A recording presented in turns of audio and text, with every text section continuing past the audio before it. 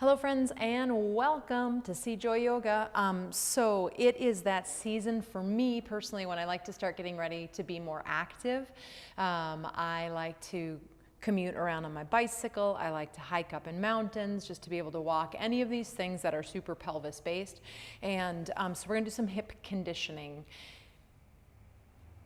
We're gonna lay down on our backs, but before you get too excited about that, I will admit this is some of that work where I know that it is extremely useful and I'll show up and I'll do it, but while I'm doing it, I don't know that I love it. You're gonna have something that'll keep your torso stable. Sticky mat's awesome. You're gonna have something that slides, a towel, a blanket, your socks, right? But probably on a hardwood floor, linoleum, something that is slidable. And a block, super duper helpful. Click pause, get yourself together, hit play when you're ready. When you're ready, you'll just have that block in the middle of the mat. The blanket. I'm gonna bring my buttocks to the edge of my mat. I can't get it right. And you're gonna go ahead and you're gonna come all the way down on your back, right? Now think bridge in the sense that our feet are hip distance, they're wrapped around that block. Our knees are approximately hip distance. Right? And we're gonna just have our arms down by the side. We're gonna try to keep our upper body out of it. We're gonna need to use a little bit of core and some abdominals and some muscles on the back body, a corset, right, in order to stabilize. But we're gonna try not to let any of this stuff get too engaged up here, and we're gonna try to keep everything stable.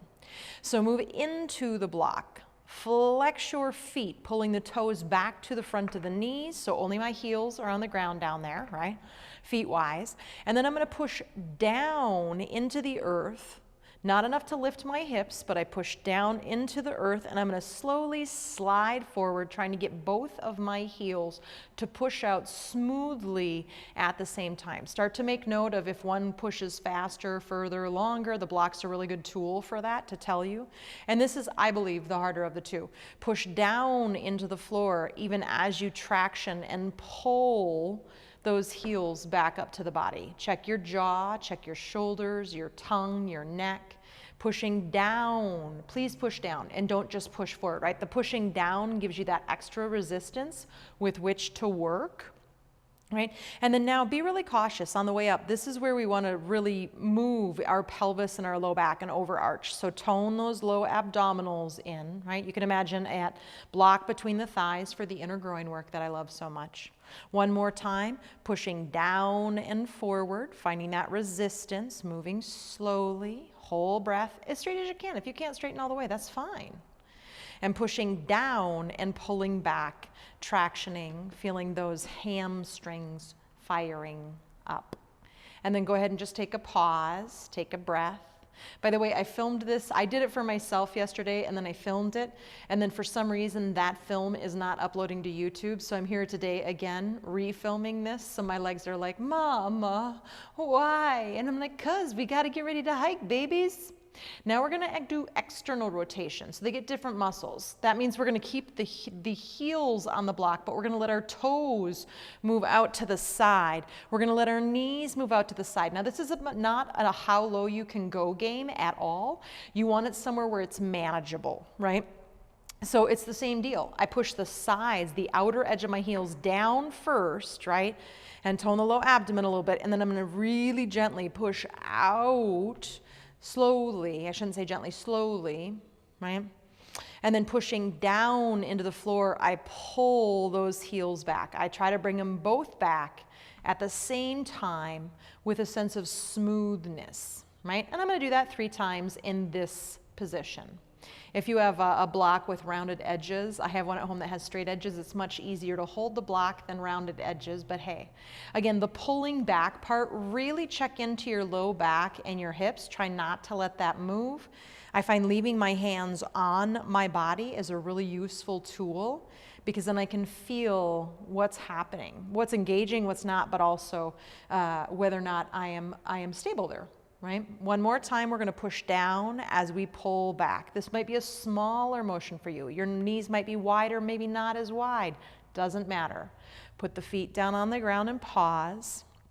Hopefully the longer, not you work with me, but just meaning the more I say it, the more you just make this your own practice and you don't give a crap what you look like, if you look like what someone else looks like, etc. If you're in as far, quote, all that stuff. So now we're going to go into internal rotation. That means our heels are going to come out away from the block. The ball mounds of our big toes are going to hold the block. We're going to bring our knees in towards each other. They do not have to touch remotely, right? Push down and push out smoothly, trying to get both heels to move at the same rate. Keep pushing down as you pull back. Right off the bat, we're aware of it at this point in time. Stabilize the pelvis and the low back. Don't let any changes occur there. And I don't know what you're finding, but this is personally the hardest of the three for me, internal rotation. Now, I tend to be duck-footed, and I tend to overuse my outer thighs, my outer groin, right? So that makes sense that this is the hardest one for me. I don't do internal rotation very often.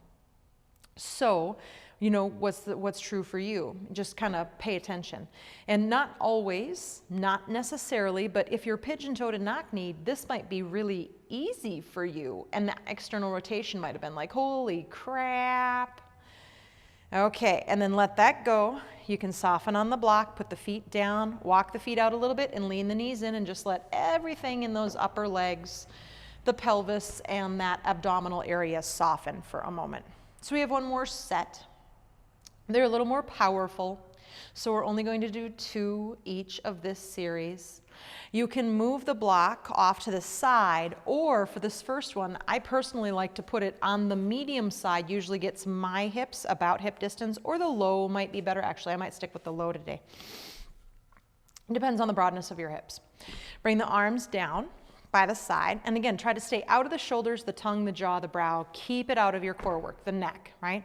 Now, imagine bridge. Don't slide the blanket yet. Try to stabilize the blanket. Lift up one vertebrae at a time. Move into your block or your imaginary block, so you find your corset turning on. And now flex your feet and try to have it be just the heels on the ground, toes pulling back to the knees like we did, right? Now we're going to try to not drop our hips as we slide our heels out. It doesn't have to go all the way to straight if that's not there for you. Remember, you have to pull this back. So, you know, be cautious, be careful. And try not to bring the hips, the buttocks all the way down, and then pull those heels back while lifting the hips up. Try to keep it out of the arms and the shoulders as much as you can. Just 2 of these. Maybe you make the motion a little smaller, right? If you're like, no way, I'm not ready for that. Maybe you leave your hips up on the ground and just do 2 more of what we originally did. Again, if I touch the ground, I'm not dropping down. I'm tapping and I'm coming back and up. Ooh, and roll down. I'd say good morning, but I'm not sure when you're doing this. It's morning for me, and this stuff is like, good morning, I'm alive, I'm alive. So we're going into external rotation. I'm gonna ditch the block. Your heels can be closer together, a block's distance. You can play with that, right? They can be a little wider. But we're letting our knees and our toes move out, much like a frog, I guess, right? And then from there, I'm going to push down my belly, flatten my low back, and try to come up and do a wide-legged bridge. When do you ever get to do this in a yoga class, right there, where I was like, knees, hip distance, and then go ahead and push out. So I try to keep my feet flexed. I try to keep my hips high, right? Don't take this part in the low back. Keep that low belly toned even as you push down and pull those heels back. Oh, God, it's hard today after doing it twice yesterday. Go ahead and push it out. Any amount. You don't have to go as far as I do. What's your working range, right? Where it's still healthy and good for you and you're not forcing your body into something. Roll down. Pause. Breathe. Release. Now we're going to go into internal rotation. Feel free to have the feet a little wider than where the block was for this variation with the hips lifted. And again, my toes turn in, my knees turn in. They don't have to touch. They just move towards the center line, right? And then I lift my hips, keeping that low belly toned. I flex my feet. I try to keep my toes off the whole time. Push down into the floor and push forward.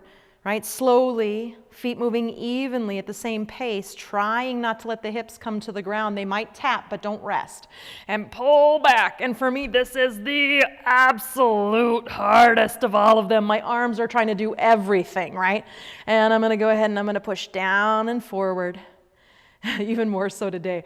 And I'm going to go ahead and I'm going to pull back, leaving the knees in, toes in. Oh, bring that down. Have the feet a little wide if that's okay. You can move the blanket if you feel like you're sliding. Move the knees in. Soften the eyes. Maybe close them. Definitely soften the muscles of the legs, the abs, the low back. We worked in there real good. And breathe. Notice the sensations.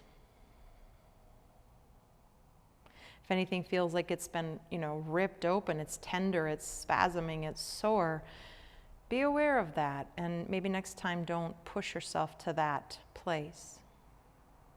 But if you feel like there's been a lot of work that's taken place and there's a little bit of heat, we'll call it, flushing through the system, right, through that area, we'll take that. Roll over to one side. Actually, let's do just a quick windshield wiper before we come up to release that.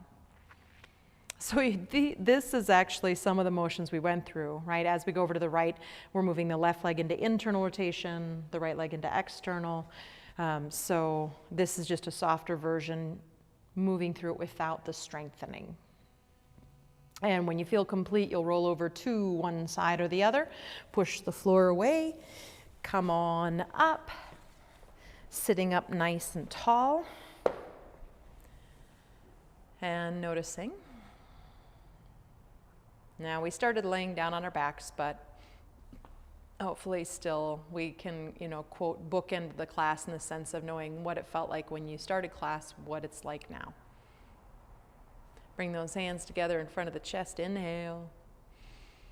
Bow that head into that beautiful heart. Exhale, that center of forgiveness and compassion and kindness, acceptance, love. Maybe you can find all of those things for yourself today. Namaste. Have a blessed day.